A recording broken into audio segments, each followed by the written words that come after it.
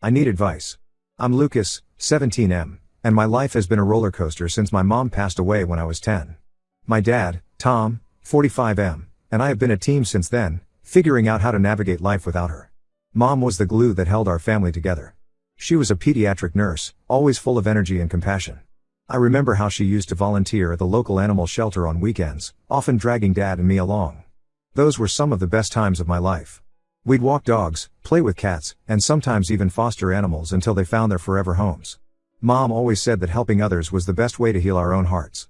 When she got sick, it happened so fast. One day she was fine, and the next, she was in the hospital. Cancer, they said. It was already at stage 4 when they caught it. We had 6 months with her before she passed. Those months were a blur of hospital visits, hushed conversations, and trying to make every moment count. After she died, Dad and I were lost. He threw himself into work, often staying late at the office. I retreated into video games and books, anything to escape reality. We were like two planets orbiting each other, connected but distant. It took time, but we slowly learned how to be a family of two. We started having weekly movie nights, just like we used to do with Mom. Dad even tried to learn how to cook, though his early attempts often ended with us ordering pizza. As the years passed, we settled into a comfortable routine. Dad focused on his career as an architect, and I dove into my studies and extracurricular activities. We weren't perfect, but we were doing okay. Then, about 2 years ago, Dad met Sarah, 42F, at a work conference. He came home different that day, more alive than I'd seen him in years. He couldn't stop talking about this amazing woman he'd met, how smart and funny she was, how she understood what it was like to be a single parent. She had a daughter, Emma, from a previous marriage. I was happy for Dad, but also apprehensive. We'd been just the two of us for so long that the idea of someone else entering our lives was unsettling. But I wanted Dad to be happy, so I encouraged him to pursue the relationship. Their romance was a whirlwind. Within 6 months, they were engaged. Sarah seemed nice enough when we first met. She was always smiling, asking me about school and my hobbies. She even suggested we all go volunteering at the animal shelter, just like old times. It felt like maybe, just maybe, we could be a happy family again. The wedding was small but beautiful. Dad looked happier than I'd seen him in years, and I felt a glimmer of hope that things were looking up for us. Sarah moved in with us, and at first, everything seemed fine. She redecorated the house, saying it needed a woman's touch. I didn't mind too much, even though it felt like she was erasing Mom's presence bit by bit. But things started to change after the honeymoon. Sarah became distant, often ignoring me when Dad wasn't around. She'd make comments about my clothes or my music, saying things like, "Don't you think it's time you dressed more maturely?" Or "That noise you call music is giving me a headache." I tried to brush it off, thinking maybe she just needed time to adjust to living with a teenager. The situation got worse when Sarah's daughter, Emma, 15F, came to live with us full time. Emma and I had met a few times before the wedding, and we never really clicked. She was into fashion and social media, while I preferred video games and reading. But I tried to be welcoming, remembering how hard it was when my mom died. Emma, however, didn't seem interested in getting along. She started spreading rumors about me at school, telling people I was weird and antisocial. She even told some people that I had a crush on her, which was absolutely not true. When I confronted her about it, she just laughed and said, "It's not my fault you're such a loser."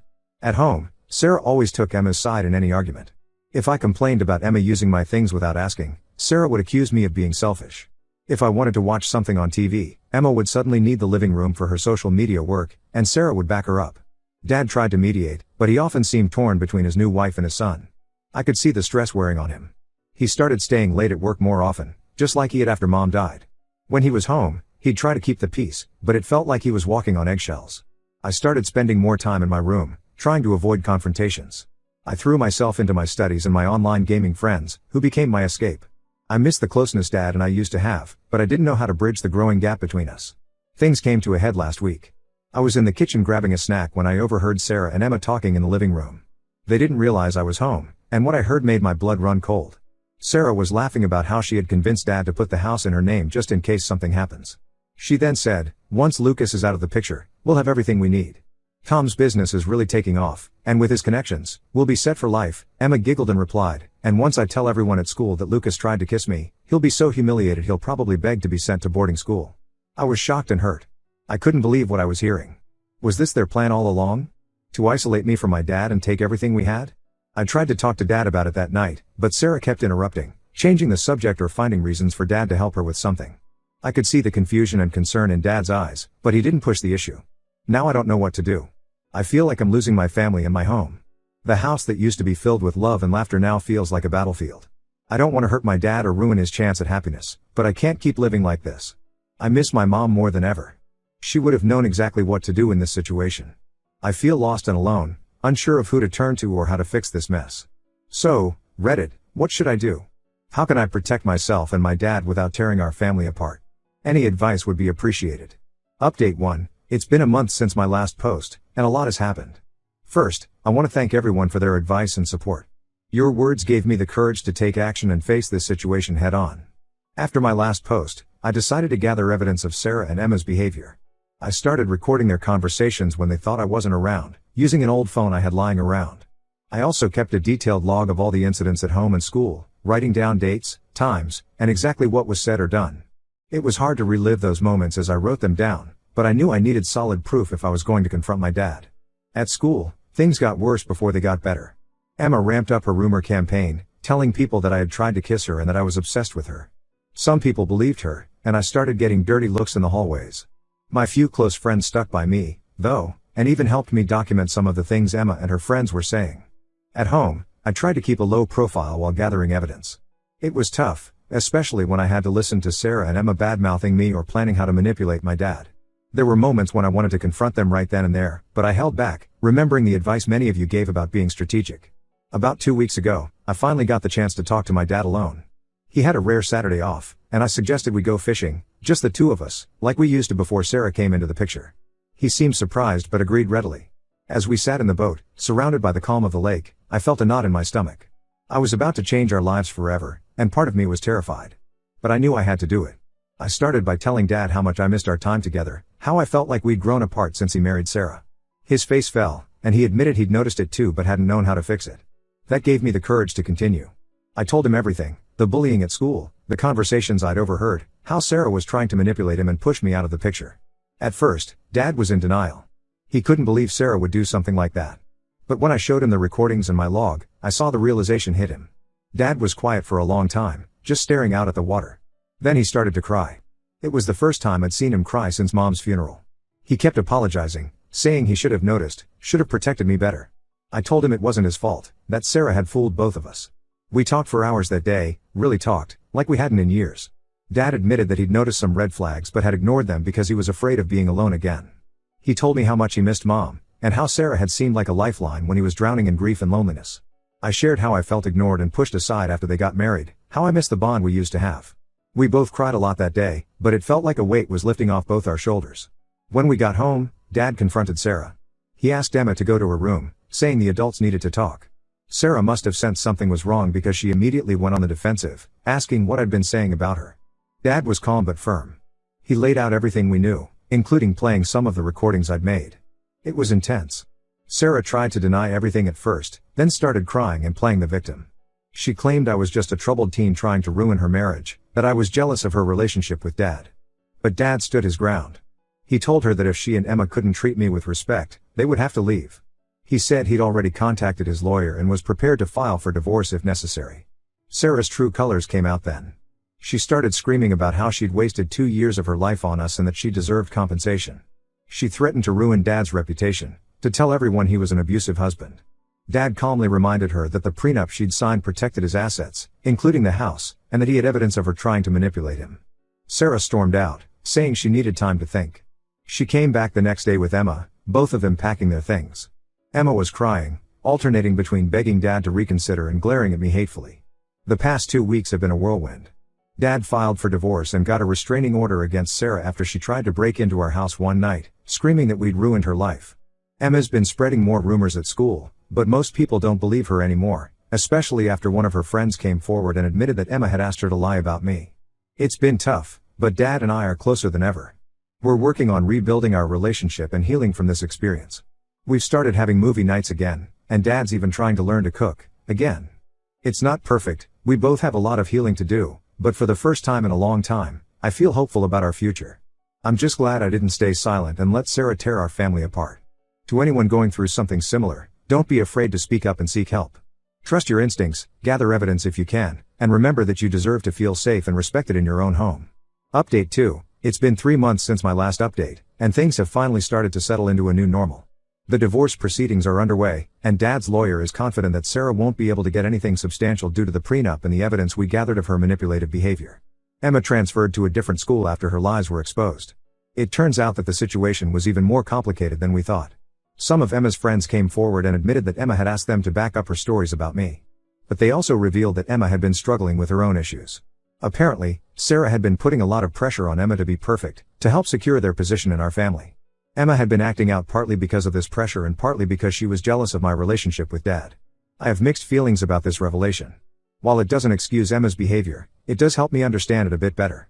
I hope she gets the help she needs to deal with her mom's influence. At my school, things have calmed down. Once the truth came out, most people apologized for believing Emma's lies. My close friends have been incredibly supportive, sticking by me through all of this.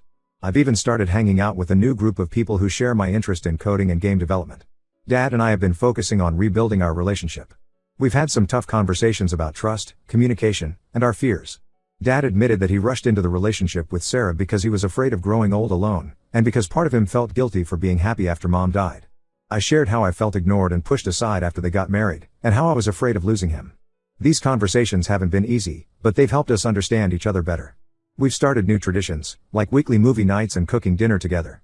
Dad's even taken an interest in some of my hobbies, and we've been working on restoring an old car together. It reminds me of the projects we used to do with Mom, and while it's bittersweet, it also feels like we're honoring her memory. There have been some challenging moments too. Dad's been on a few dates recently, which brought up some mixed feelings for both of us. We talked about it, though, and agreed that we'd take things slow and make sure we're both comfortable with any new people in our lives. Dad promised that he wouldn't let anyone come between us again, and I believe him. I've been focusing on school and my friends. It's amazing how much easier everything feels without the constant stress at home. My grades have improved, and I've even joined the school's robotics club. We're working on a project for a regional competition, and it's been a great distraction from everything else. As for Sarah and Emma, we don't hear from them much anymore. Sarah tried to contest the prenup, but her lawyer advised against it given the evidence we had. Last we heard, they moved to another state to live with Sarah's sister.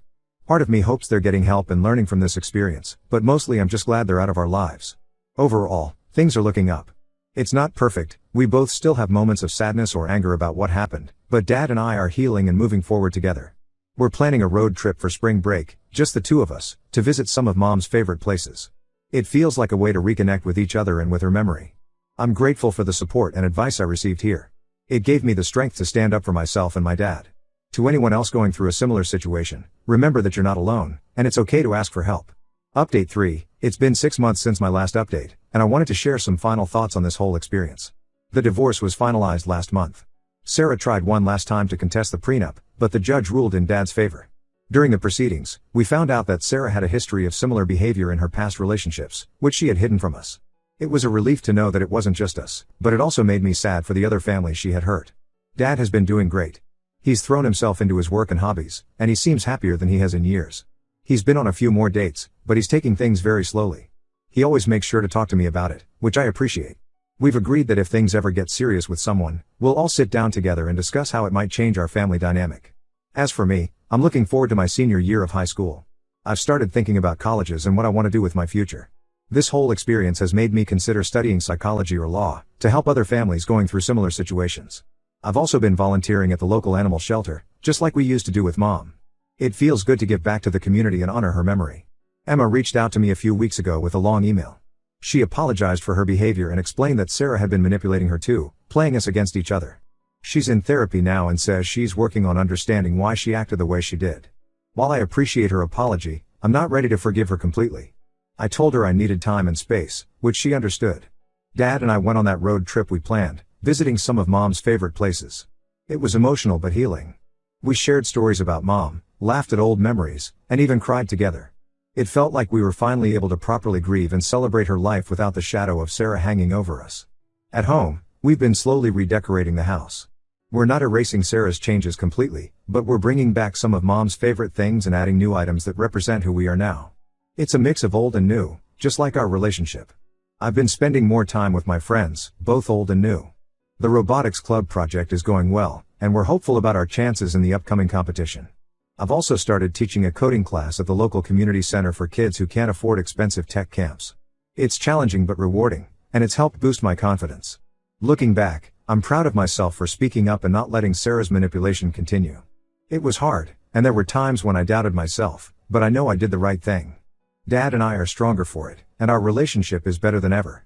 This experience has taught me a lot about trust, communication, and the importance of standing up for yourself. It's also shown me how resilient people can be. Dad and I have been through so much, but we've come out the other side stronger and closer than ever. To anyone going through something similar, don't be afraid to speak up and seek help. Trust your instincts, gather evidence if you can, and remember that you deserve to feel safe and respected in your own home. It might be scary, and things might get worse before they get better, but in the end, it's worth it to reclaim your life and your happiness. As for us, we're taking things one day at a time. We're not perfect, and we still have our rough patches, but we're facing them together. Mom always used to say that family is about love, not blood, and I think we're finally living up to that idea. Thank you all for your support throughout this journey. Your advice and encouragement made a real difference in our lives. While this chapter of our story is closing, I feel like we're just at the beginning of a new, better one. Whatever comes next, I know Dad and I can handle it together.